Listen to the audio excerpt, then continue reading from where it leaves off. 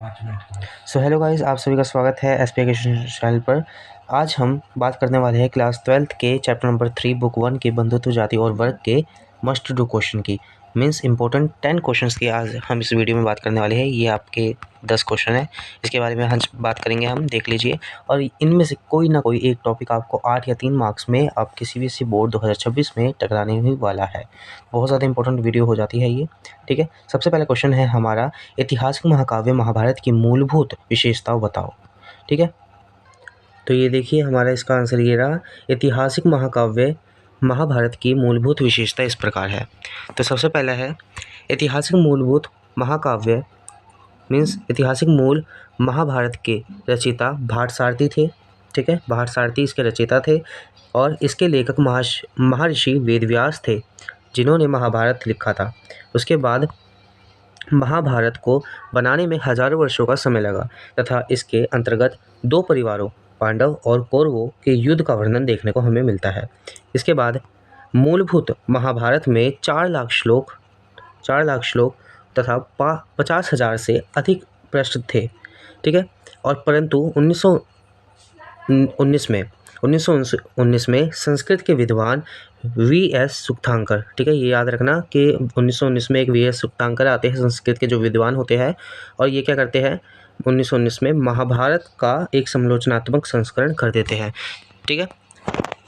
उसके बाद है इसके महाभारत में, ठीक है, इसके बाद महाभारत में 1 लाख श्लोक और 13,000 पृष्ठ बच जाते हैं, ठीक है। पहले थे 4 लाख श्लोक और 50,000 पृष्ठ, पर अब कितने बच गए संस्करण करने के बाद, मीन्स एडिशन करने के बाद, व्यास सुक्तांकर के द्वारा 1 लाख श्लोक और 13,000 पृष्ठ। इसी के साथ महाभारत को एक गतिशील ग्रंथ के नाम से भी जाना जाता है, क्योंकि हर जगह इसकी कई कहानियाँ देखने को मिलती है, ठीक है। और 7वां पॉइंट है, महाभारत के अंतर्गत उस समय के समाज का वर्णन भी देखने को हमें मिलता है, ठीक है। और महाभारत में हमें बंधुत्व, वर्ण व्यवस्था तथा पितृवंशिकता व गोत्र व्यवस्था का विवरण हमें देखने को मिलता है, ठीक है। साथ ही साथ वर्तमान में महाभारत अनेक भाषाओं में उपलब्ध है और इसकी मूलभूत महाभारत की भाषा संस्कृत थी, ठीक है, याद रखना, मूलभूत भाषा संस्कृत थी। देखो गाइस, अब क्वेश्चन नंबर 2 करने से पहले हम क्वेश्चन नंबर 3 को पढ़ेंगे, ठीक है। तो क्वेश्चन नंबर 3 क्या कह रहा है, ब्राह्मणीय पद्धति में वर्ण व्यवस्था का वर्णन करो, ठीक है। क्वेश्चन नंबर 3 है 3 नंबर के लिए। तो ये देखिए, क्वेश्चन नंबर 3 का आंसर है, पहला पॉइंट कह रहा है कि ब्राह्मणीय पद्धति के अनुसार वर्ण व्यवस्था को 4 वर्णों में विभाजित कर दिया गया है। 4 वर्ण कौन कौन से, पहला है ब्राह्मण, दूसरा है क्षत्रिय, तीसरा है वैश्य और चौथा है शूद्र, ठीक है। अब पॉइंट 2 है, तथा ब्राह्मणों द्वारा धर्मसूत्र का निर्माण करके इसके नियमों को बदल दिया, जैसे ब्राह्मण का बेटा ही अब ब्राह्मण कहलाएगा। इसके बाद है कि इस पद्धति के अनुसार सभी के कार्य सुनिश्चित कर दिए गए थे कि ब्राह्मण का काम होगा केवल ग्रंथों को पढ़ना, क्षत्रियों का काम होगा केवल शिकार करना, दान करना और केवल राजा का पद धारण करना, और जो वैश्य होंगे उनका काम होगा केवल व्यापार करना और दान देना, और जो शूद्र होंगे उनका काम होगा केवल इन 3 वर्णों की सेवा करना, ठीक है।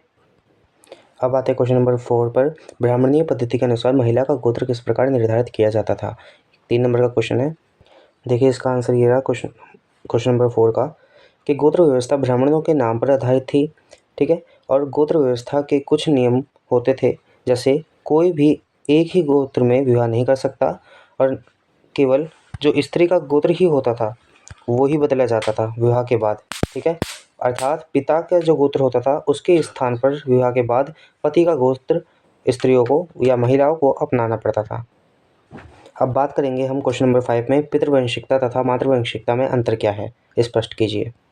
तो क्वेश्चन नंबर 5 का आंसर ये रहा, सबसे पहले हमें भूमिका देनी होती है अंतर लिखने से पहले, कि महाभारत के समय के ऋग्वेद के अनुसार पितृवंशिकता तथा मातृवंशिकता में कई अंतर होते थे। पितृवंशिकता में क्या होता था, जो अपने पितृवंशिकता के अनुसार पिता की मृत्यु के बाद उसकी संपत्ति का एकमात्र उत्तराधिकारी उसका ज्येष्ठ पुत्र बनता था और बाकी बच्चों में उनकी जो संपत्ति थी वो बांट दी जाती थी। परंतु मातृवंशिकता इसके बिल्कुल विपरीत थी, जिसमें क्या होता था, यह पितृवंशिकता के विपरीत थी, जिसमें माता के बाद उसकी संपत्ति का मालिकाना हक बेटी को दिया जाता था। और पितृवंशिकता में शादी के बाद लड़की घर छोड़कर ससुराल जाती थी, परंतु जो मातृवंशिकता है इसमें विवाह के बाद जो पुत्री होती थी वह अपने घर में ही रहती थी। और पितृवंशिकता में लड़कियां विवाह के बाद पिता के गोत्र के स्थान पर पति का गोत्र अपनाती थी, पर मातृवंशिकता के अनुसार लड़के विवाह के बाद या पहले भी माता का गोत्र लगाते थे। ठीक है, मातृवंशिकता से एक उदाहरण आ जाता है MCQ के लिए कि मातृवंशिकता किसने अपनाई, तो गौतमी पुत्र सातकर्णी। ठीक है, ये एक सातवाहन शासक थे जिन्होंने अपनी मातृवंशिकता को कायम रखा। अब क्वेश्चन नंबर 5 है, मलेज किसे कहते थे। तो गाइस ये हमारा क्वेश्चन नंबर 6 नहीं, हमारा 5 नहीं, ये 6 था, जिसका आंसर है मलेज वो होते थे जो असंस्कृत भाषी होते थे, जिन्हें संस्कृत भाषा नहीं आती थी। ठीक है, 1 नंबर के लिए इंपॉर्टेंट क्वेश्चन है। अब आते हैं क्वेश्चन नंबर 7 पर। चंडाल कौन होते थे तथा इनके कर्तव्य क्या थे। ये बहुत ज़्यादा इंपॉर्टेंट क्वेश्चन है, मेरे एग्जाम में आया था, 3 बार आया था 3 नंबर में। ठीक है, तो देखिए क्वेश्चन नंबर 7 का आंसर ये रहा। शवों के अंत्येष्टि और मात्र पशुओं को छूने वाले चंडाल कहलाते थे। और मनुस्मृति में चंडालों के कर्तव्य की सूची मिलती है, जैसे उन्हें गांव से बाहर रहना पड़ता था, करताल बजाने पड़ते थे, फेंके हुए बर्तनों का इस्तेमाल करना पड़ता था, मरे हुए लोगों का वस्त्र और उनके अंत्येष्टि करते थे, लोहे के आभूषण पहनते थे। ठीक है, अब क्वेश्चन नंबर 8 है, महाभारत के समालोचनात्मक संस्करण पर टिप्पणी करें या लिखिए। तो हमारे क्वेश्चन नंबर 8 का आंसर ये रहा कि 1919 में एक संस्कृत के विद्वान वी.एस. सुक्तांकर के नेतृत्व में विशाल महाकाव्य महाभारत का समालोचनात्मक संस्करण किया गया और यह संस्करण साक्ष्यों पर आधारित थी। और वी.एस. सुक्तांकर को इस परियोजना को पूरा करने में कुल 47 वर्ष का समय लगा। ठीक है, MCQ में क्वेश्चन आता है कितना समय लगा, तो 47 वर्ष समय लगा। और फोर्थ है कि इस परियोजना को पूरा होने के बाद एक बाहरी रूप सामने आया, जिसमें हमें 1 लाख श्लोक और 13,000 पृष्ठ देखने को मिले। ठीक है, अब क्वेश्चन नंबर 9 है, धर्मशास्त्र से आप क्या समझते हैं, 3 मार्क्स के लिए। ठीक है, तो क्वेश्चन नंबर 9 का आंसर ये रहेगा कि धर्मशास्त्र का निर्माण ब्राह्मणों द्वारा किया गया था तथा इसमें ब्राह्मणों द्वारा लिखे गए कानूनों व नियमों का ब्यौरा है। मीन्स कानून लिखे गए हैं इसमें ब्राह्मणों द्वारा। साथ ही इसका सेकंड पॉइंट है, धर्मशास्त्र के अनुसार विवाह, ठीक है, विवाह के 8 प्रकार है। ठीक है, विवाह के 8 प्रकार होते थे और वर्ण व्यवस्था में 4 जो होते थे उनको अच्छी मान्यता दी गई है कि शुरुआत के जो 4 विवाह है वो मान्यता प्राप्त है। साथ ही जो अपना थर्ड पॉइंट है, इसमें ब्राह्मणों को सबसे ऊंचा दिखाया गया है धर्मशास्त्र में और शूद्रों की सबसे निम्न स्थिति को दर्शाया गया है। इसमें यह भी कहा गया है कि ब्राह्मणों का बेटा केवल ब्राह्मण बनेगा। ठीक है,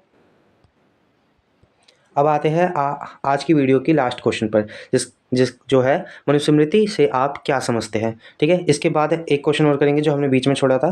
ठीक है, तो ये देखिए मनुस्मृति से आप क्या समझते हैं, क्या आंसर ये रहा कि मनुस्मृति की रचना महर्षि मुनि द्वारा, ठीक है, महर्षि मनु द्वारा की गई थी। ठीक है, महर्षि मनु द्वारा की गई थी।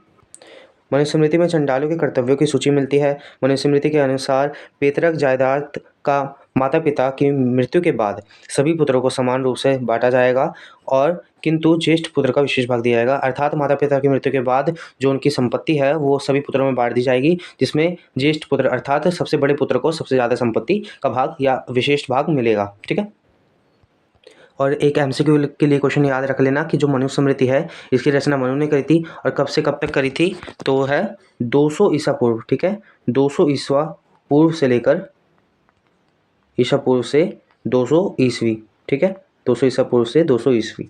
ठीक है, तो आते हैं आज के लास्ट क्वेश्चन पे जो हमने बीच में छोड़ दिया था कि आरंभिक या ऋग्वेद कालीन में वर्ण व्यवस्था का वर्णन करें। 8 नंबर के लिए है। ठीक है, तो ये देखिए क्वेश्चन नंबर 2 का आंसर हो जाएगा कि 1500 ईसा पूर्व या 1500 ईसा पूर्व से 1000 ईसा पूर्व के समय काल को ऋग्वेद काल के नाम से जाना जाता है। ठीक है, 1500 से 1000 ईसा पूर्व के समय काल को ऋग्वेद काल के नाम से जाना जाता है। अब पॉइंट 2 कह रहा है कि ऋग्वैदिक काल में वर्ण व्यवस्था का उदय हुआ, जिनकी संख्या 4 थी, जैसे ब्राह्मण, क्षत्रिय, वैश्य और शूद्र, जो हमने अभी पहले पढ़ा था। इसी के साथ जो थर्ड पॉइंट है ये बताती है कि वर्ण व्यवस्था जन्म पर आधारित थी, ठीक है।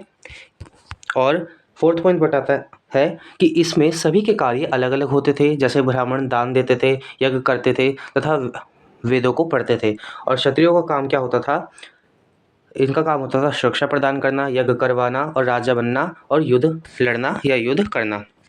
और जो वैश्यों का कार्य होता था, इनका कार्य था व्यापार और पशुपालन करना, ठीक है।